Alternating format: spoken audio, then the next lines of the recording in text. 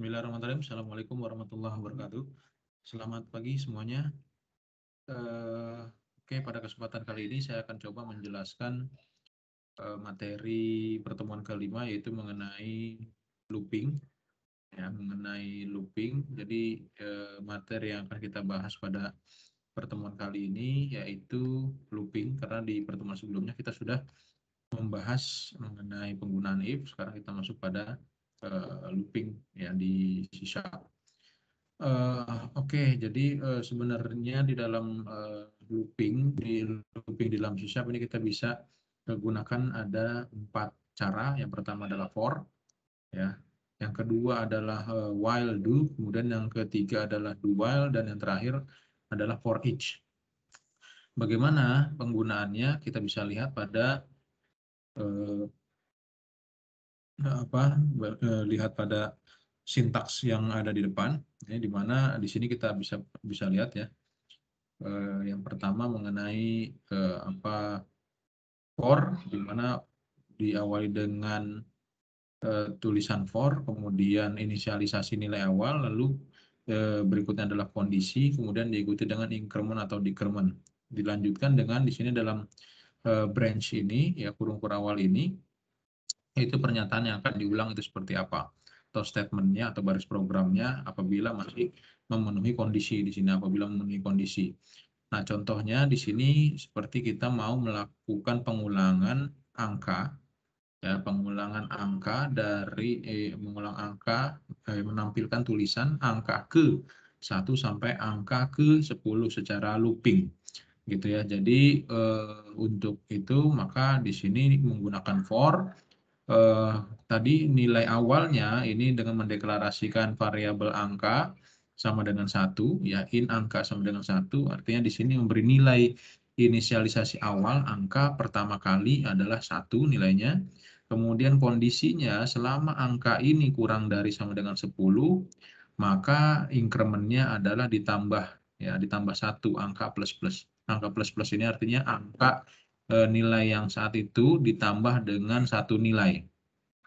Ya, kemudian setelah itu di sini baru dalam branch-nya, ya, ditampilkan konsol write line angka ke, ya, angka ke, kemudian ini diikuti angka toString, sehingga di sini muncul angka ke mengikuti angkanya. Angka ke, angka yang pertama kali adalah 1. Kemudian looping lagi ditambah, ya, ditambah lagi 1 angka plus plus menjadi 2. Balik lagi, ditambah lagi 1 menjadi 3, balik lagi 1 menjadi 4 sampai di 10. Apakah angka, ya, atau posisinya misalnya 10 kurang dari sama dengan 10, ya, masuk lagi di sini 11. Apakah 11 kurang dari sama dengan 10? Tidak, maka dia keluar. Nah, di sini tampil hanya 10 karena 10 masih masuk ke dalam kurang dari sama dengan 10, gitu ya. Kemudian contoh yang menggunakan decrement, ini contohnya, ya, kalau tadi mulai dari 1 sampai 10, ini melakukan pengulangan dari 10 ke 1. Nah, inisialisasinya dibalik, yang tadi angkanya dimulai dari 1, ini dimulainya dari 10 karena kita mau melakukan looping dari 10 ke 1. Jadi angkanya sama dengan 10, kemudian dibaca. Kalau tadi kan selama angka kurang dari sama dengan 10, nah ini kebalik. Selama angka lebih dari sama dengan 1, karena awalnya dari 10, gitu kan, maka angka lebih dari sama dengan 1, gitu ya. Karena kan 10 udah pasti lebih dari sama dengan 1. Kemudian di sini decrement angka minus-minus, ya.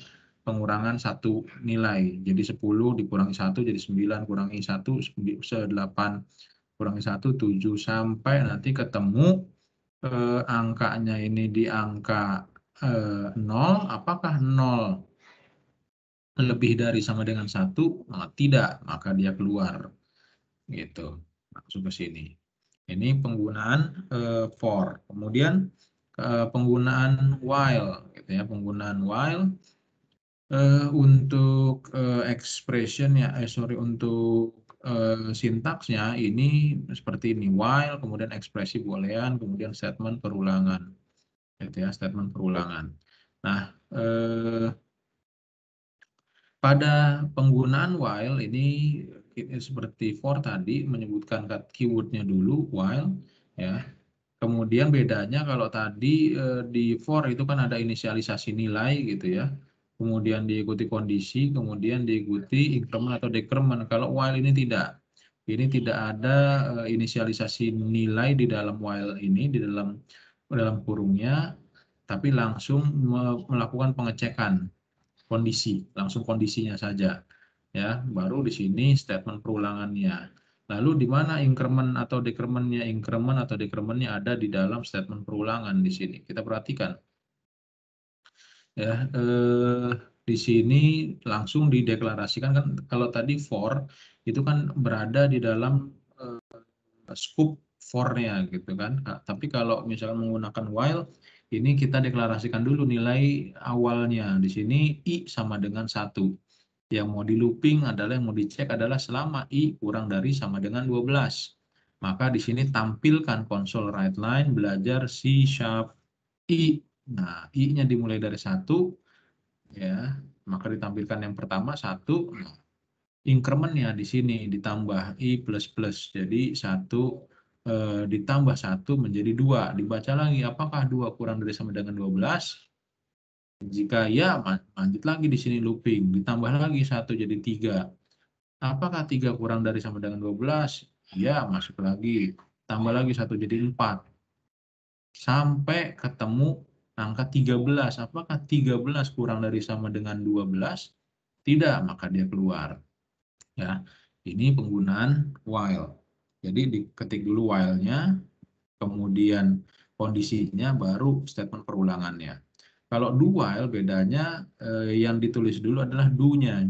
Jadi kan kalau while ini dia melakukan pengecekan dulu, ya namanya juga while do. Jadi selama kerjakan, gitu ya. Selama kriteria terpenuhi maka lakukan looping. Selama kondisi terpenuhi maka lakukan looping, gitu ya. Nah kalau do ini kebalikan, kerjakan dulu, setelah dikerjakan dibaca apakah ekspresinya masih memenuhi atau tidak. Contohnya seperti ini, mau menampilkan nilai i sama dengan 1 sampai nilai i sama dengan 5. Ya. Nah, di inisialisasinya tetap i sama dengan 1, tapi di sini langsung do. Do, nah, yang dilakukan adalah menampilkan nilai. Karena i sudah diberi nilai awal 1, maka di sini ada nilainya. I sama dengan 1, maka muncul yang pertama ini. Ya, kemudian ditambahkan i plus plus. I plus plus artinya di sini ditambah nilai i-nya yang tadinya 1 ditambah jadi 1 menjadi 2. Jadi 2 dibaca, apakah 2 kurang dari sama dengan 5? Iya, lanjut lagi ke do lagi, ditambah lagi 1. Jadi 3. 3 kurang dari sama dengan 5? Iya, tambah lagi 1. 4 kurang dari sama dengan 5? Iya. Hingga masuk ke 6. Apakah 6 kurang dari sama dengan 5? Tidak, dia keluar. Nah, ini kalau yang do while. Jadi dia mengerjakan dulu baru pengecekannya di belakangan.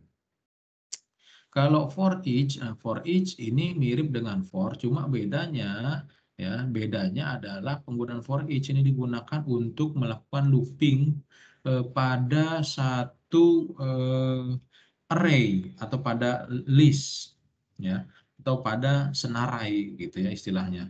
Bahasa Indonesia senarai atau pada array atau pada suatu list, ya. Nah, contohnya seperti apa? Untuk sintaksnya sendiri, yang pertama kita sebutkan for each, kemudian diikuti dengan tipe datanya apa.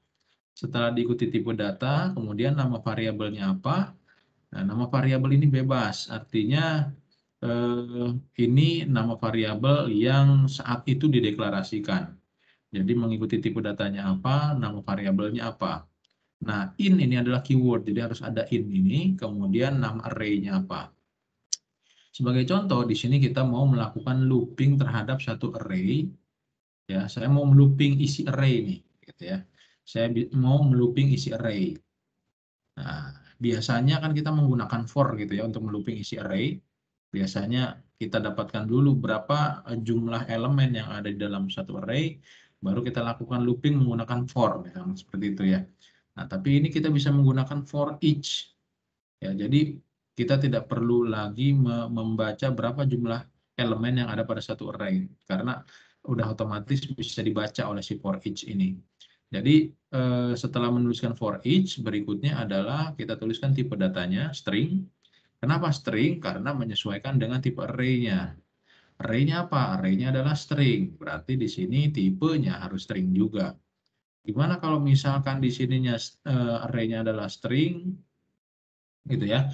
Kemudian di sini variabelnya tipenya adalah double, nggak bakalan cocok, nggak bisa. Jadi harus setipe variabel baru yang dibuat dengan array yang ada, gitu. Array yang mau di looping, array yang mau di looping di sini. Ya, makanya di sini tipenya string.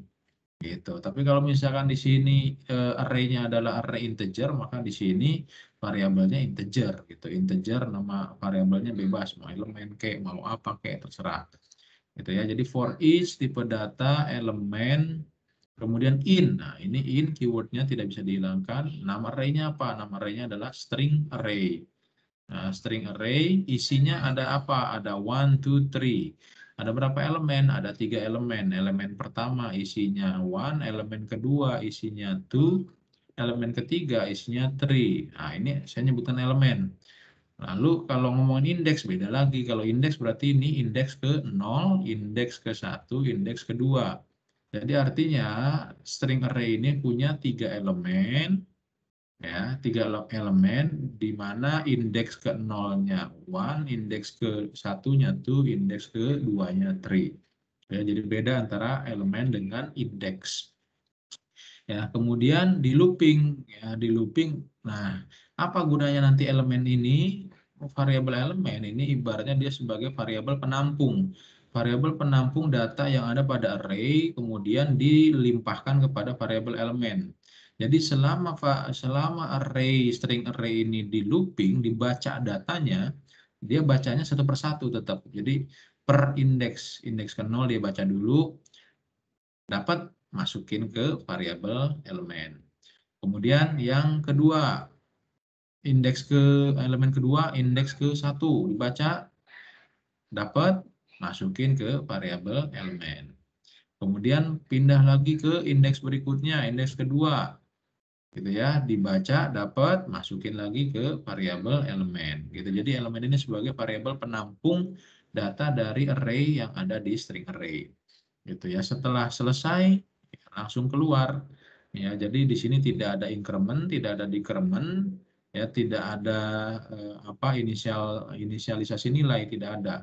Jadi langsung membaca isi dari satu array-nya di sini, dia akan baca dari indeks pertama, dari indeks ke 0 sampai indeks terakhir. Seperti itu. Itu penggunaan array dan penggunaan for each, while dan do while. Seperti itu.